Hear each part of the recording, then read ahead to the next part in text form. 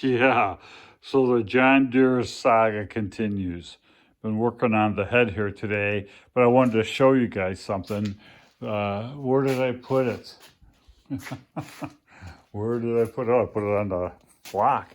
My $170, without discounts, my $170 head gasket came today.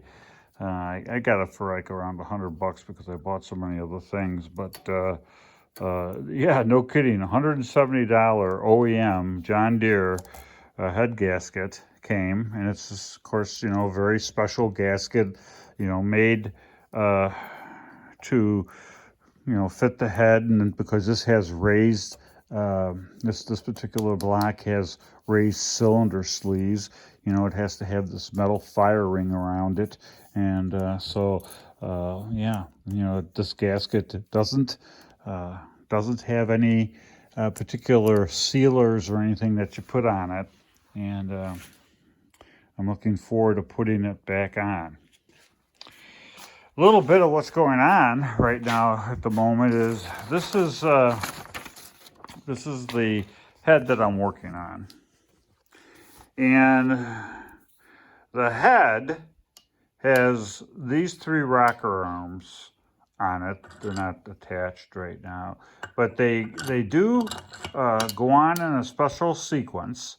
That's with the two arms out to the left, two arms out to the left, two arms out to the right, so that they line up with where what's called the push rods. They're about 10-inch long rods that go down to the bottom and set on the top of the cam.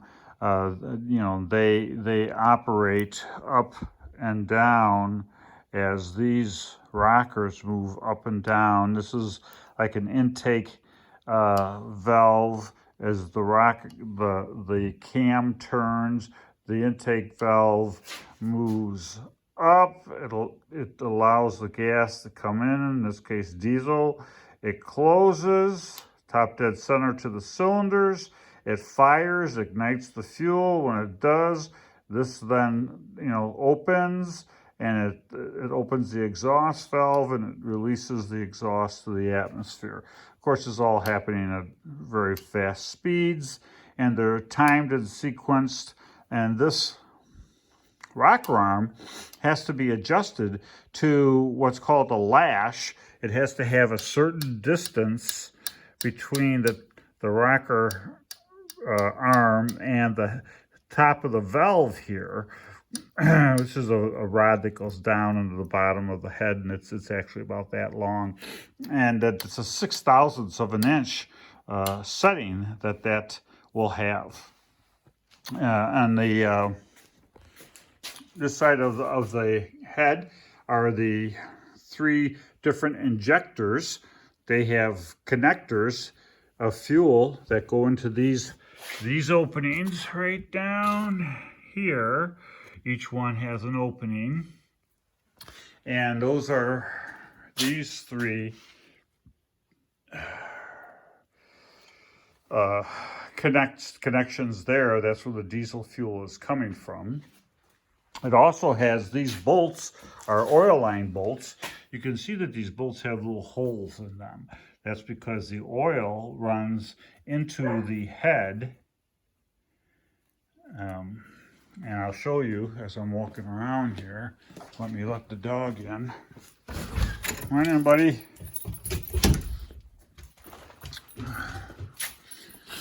This oil line will connect to those three bolts, and this oil line has holes in it so the oil can flow through. And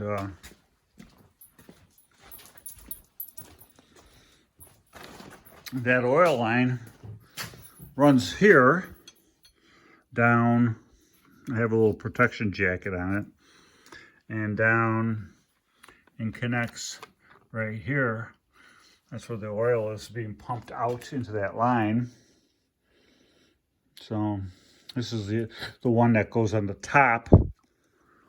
Goes on top. I think up by the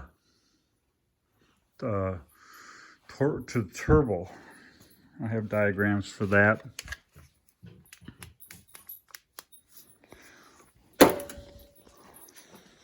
So you'll notice that this head has a top dead center, and as I set those valves, like this is cylinder 3, cylinder 2, cylinder 1, that's the firing order, and I think it will be like I'll set this one, and then I'll turn the engine 360 degrees. That will bring, I think, this one to the top dead center, and then I will set that valve rocker arm that I was showing you earlier, and then I'll turn another 360 degrees, and then I'll bring this one to the top dead center, and I will set that valve.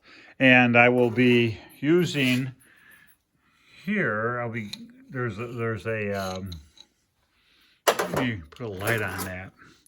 There's a gear right in there. See that gear? Well, I will be turning that gear with my screwdriver like so to turn the piston. See how the piston's down now? And so I'll have control here to set, once the head's on and in place, to set, the piston top dead center where I need to put it to adjust the valve. So, and I can also do it by turning the flywheel in the front of the engine, but this might just be easier. And I had the starter off for other reasons, and it exposes that gear, so it'll be easy to turn. So as I torque this thing down, I'll be torquing it down in a very specific pattern. The pattern would be so that you tighten the head appropriately and uniformly down at the same rate of pressure. It'd be like, for example, this one, this one, this one, this one, this one, this one, this one, this one. Probably should do it so you can see it. This one, this one, this one, this one.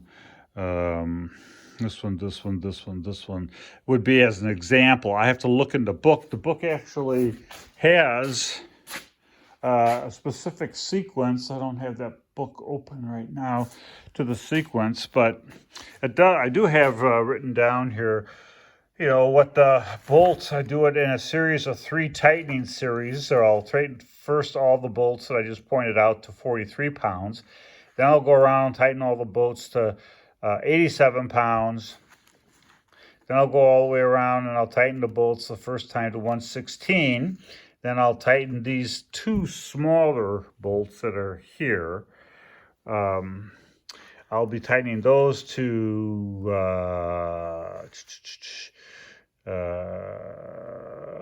20 pounds the first time when I'm doing the first round, 40 the second time when I'm doing the second round, and 55 pounds the third time when I'm doing the third round, and the final round to 130 I'll do the next day after I've had the bolts sat, they stretched out, they sat overnight. Believe it or not, that kind of thing does happen. They do stretch out, and I'll tighten them a little bit more. I'll be using torque wrenches like these. This is a 1/2 inch torque wrench, designated by the shaft, 1/2 inch. This is a 1/4 inch, again, 1/4 inch shaft. And this one goes up to 185 pounds. 185 pounds. This one goes up to, I think it's up to, I can't quite see, 200. It's 224 pounds or something. Not to check that out. And so that'll be the wrenches that I'll use for that. I think I'm just about ready to put that on. I cut a gasket today. You can kind of see the gasket. I made my own gasket out of this material here. And made the outline, cut it, perforated it, used this glue sealant liquid to put it on. This one does take sealant. This is a water jacket that the water circulates through here, and don't want it leaking on that bracket, so that's done. I think that's it. The only thing I got to say about this gasket, really, I don't want to throw too much crap at the vendor, you know. Things like this happen. But I want to say this, that the post office, they were the vendor, the delivery vendor. And man, they suck. What's been going on politically at the post office.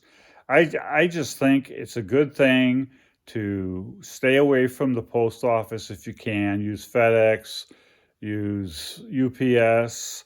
They're dependable. My parts come right away. To put up, if I was a business and had to wait 6 weeks for this part, it could put me out of business, a small business guy. I'd certainly have one upset customer. So anyway, that's my opinion on that. So I think that's all I really wanted to do for now to bring you up on what's going on. I will continue to pump out short little videos to kind of give you updates as I move along and get things done, and give you my little thoughts on where we're at, and we'll go from there. We'll talk to you later. Have a good night. Bye-bye.